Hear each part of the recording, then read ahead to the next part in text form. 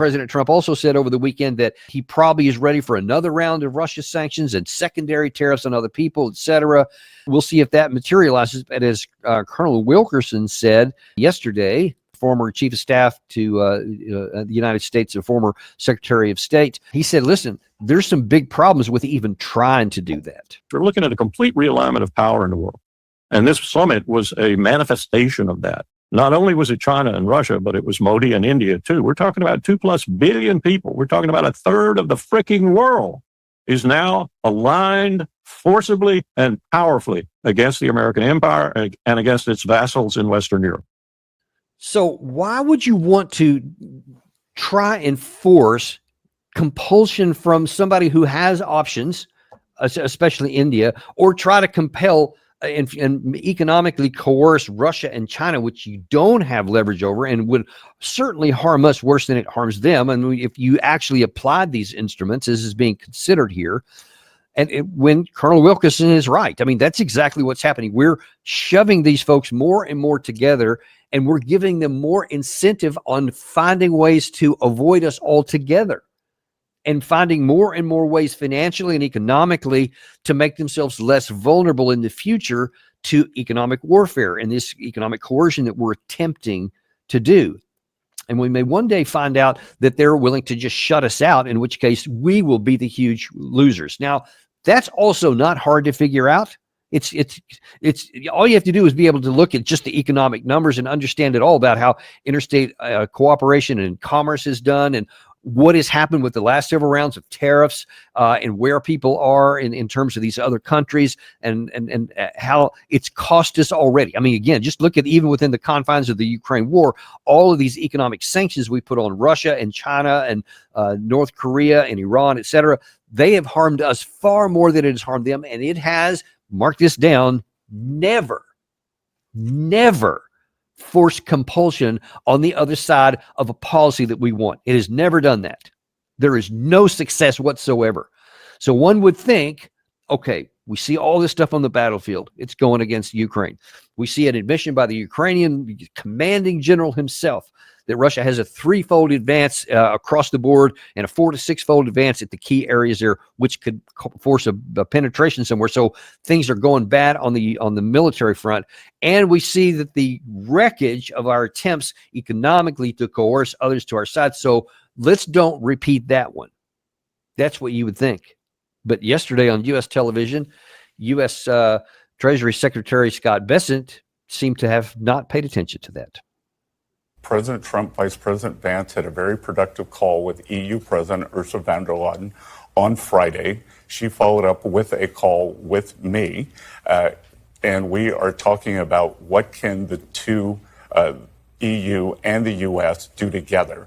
And we are prepared to increase pressure on Russia, but we need our European partners to follow us, because if the U.S. and the EU do this together, we are in a race now between how long can the Ukrainian military hold up versus how long can the Russian economy hold up.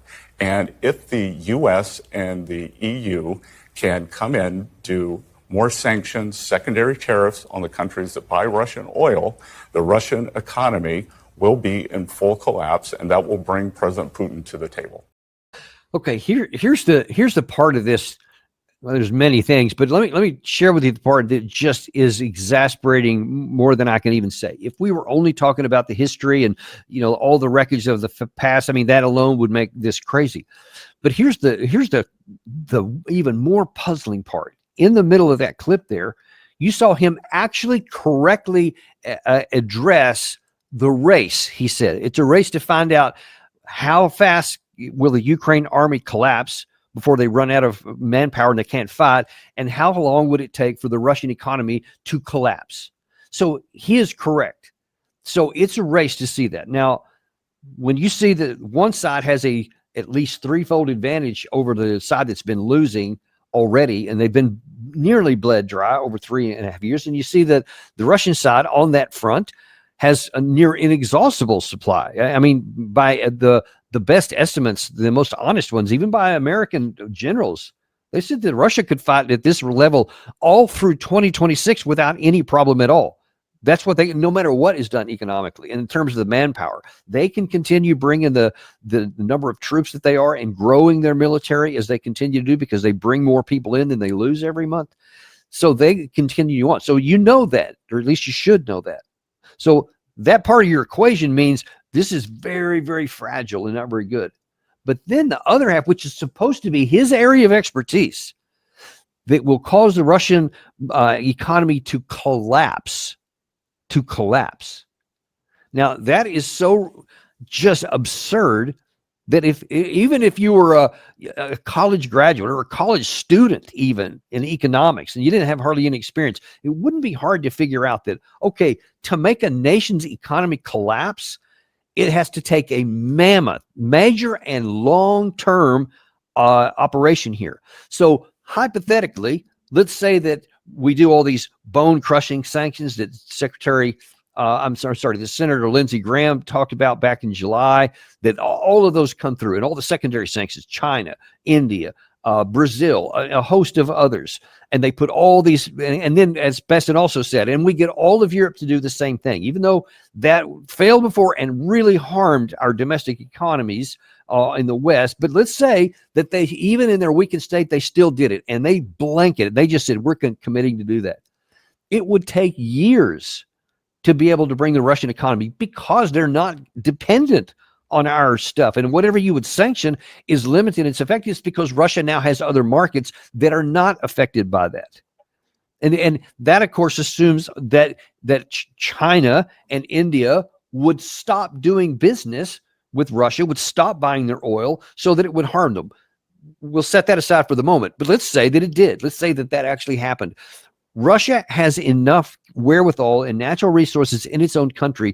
They could weather years of this stuff. Recall also in history, the Germans of World War II, especially when the war turned against Germany in 1943, and the United States had entered in basically 1942 when we first started attacking the German army in North Africa. And then subsequently, of course, in D-Day in 1944, we joined on the continent. But from 1943 forward, the Allies just had this relentless bombing campaign that they were attacking throughout the country of Germany, all of their industrial capacity, their oil refineries, their oil transport facilities, etc.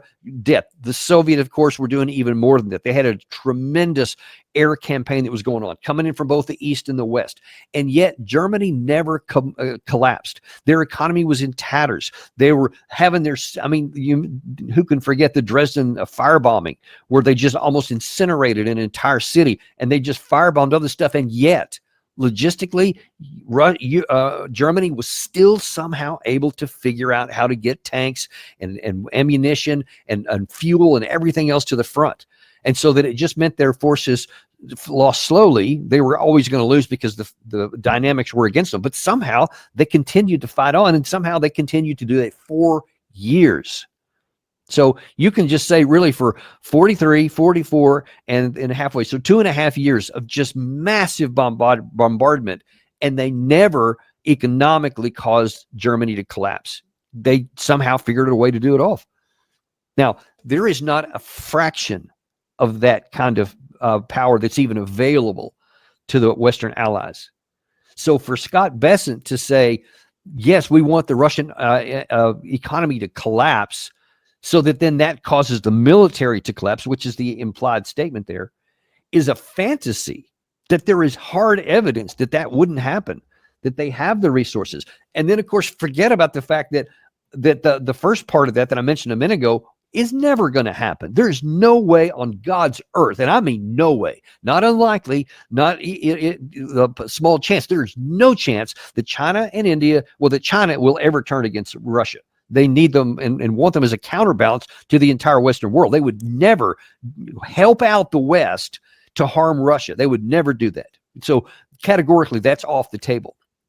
India now, maybe they would have under some circumstances, and again, because they kind of wanted to have a foot in both worlds. They didn't want to take anybody's side, but we're now shoving their foot out of our side, and we're throwing it over on the other side. And now Modi has said they have no interest and no intention to stop selling oil. So that's going to fail already. So they're not going to harm Russia.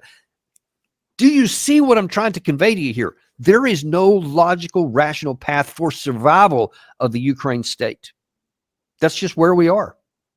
And that's where we are because we, and especially the United States, European leaders, and Volodymyr Zelensky, those are the men and women, if you add in Ursula von der Leyen, because she's just as bad as any of the men. She's as bad as Joe Biden in terms of her policies, totally disconnected from reality, totally morally unmoored and unconnected, as oblivious to the wreckage on the ground in Ukraine. We're seeing it in the air, and everybody loves to call Putin a tyrant and an evil and all this, and Zelensky feeds that every day and said, he's so evil for what he's doing here.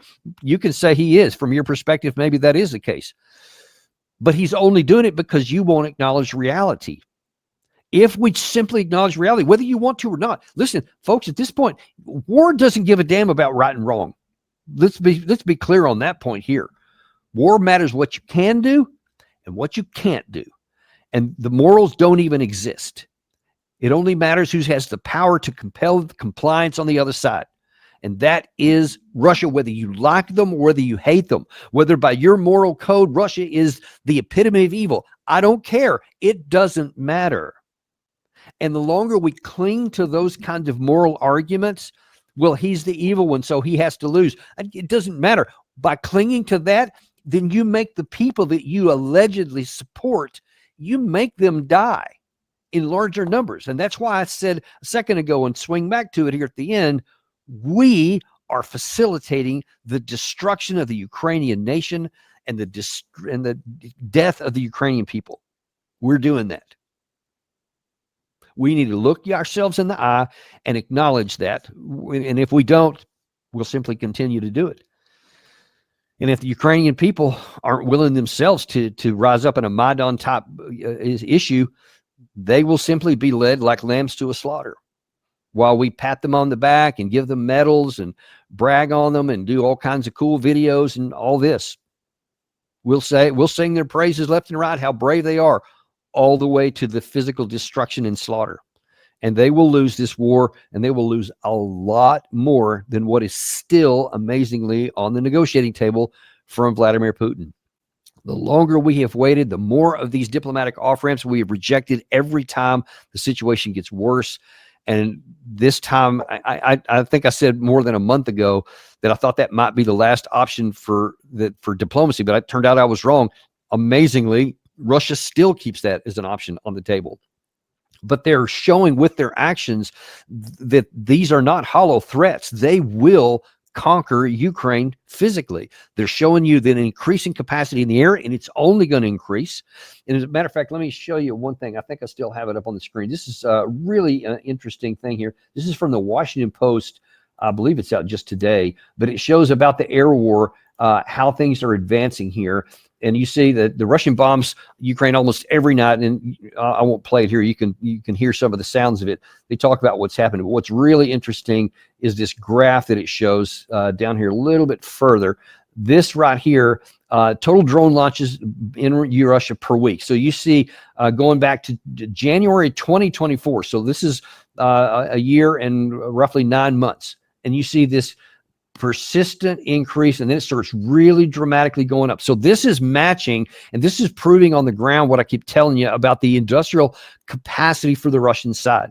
This is what it looks like translated into reality on the ground. You see it's going up. And so this one here was the week of July 13th when I told you they had the previous high, and there was 2,081 drones right then. This one only goes through July. So these last two, which were 800 in one case, shows that this week here will certainly be once they start having the data for well, that's in July. So once we get the data for September, so one would imagine that August, actually August went down a little bit, so I understand. So the general trend line is running here. I think it kind of plateaued here, but now it's on another spike.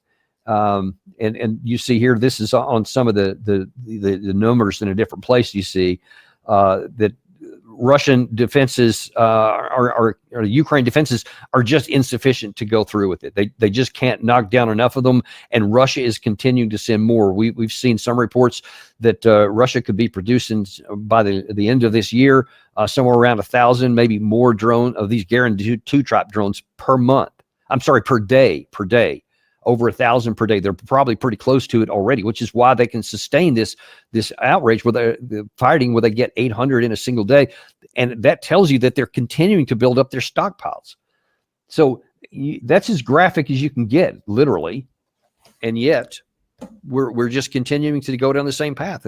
I just don't understand it as a human being.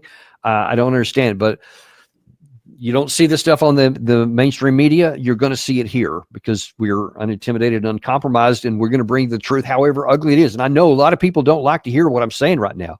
I'm sorry that you don't, but that doesn't make it any less true. And people need to be confronted with the truth so that they can see the consequence on the ground. Everything I've been telling you for months is graphically displayed. It's right there, whether we're talking economics or military or production capacity. It's all graphically displayed right there. So the question is going to be, how much longer are we going to go? How many more Ukrainians have to die a pointless death? How much more land has to be lost to the Russians? It can either be the territory that's on the table right now, or it's going to be what they're going to take later this year and maybe early into next year. One never knows, but that's where we're headed, folks. You need to know that, and so do our leaders. But we're going to leave it right there for the time being. We'll continue to track this, especially as Trump gets along. And if these European leaders come to town, we'll see if any reality gets seeped into that, or we'll see if it doesn't. And then, of course, he's going to talk with Putin apparently later. You can definitely count on. We'll be giving you all the sides of this like we always do, so that you have a full comprehensive understanding of where this is going and a projection of what's going to happen based on our policies. Thank you very much, folks. We'll see you on the next episode of Daniel Davis Deep Dive.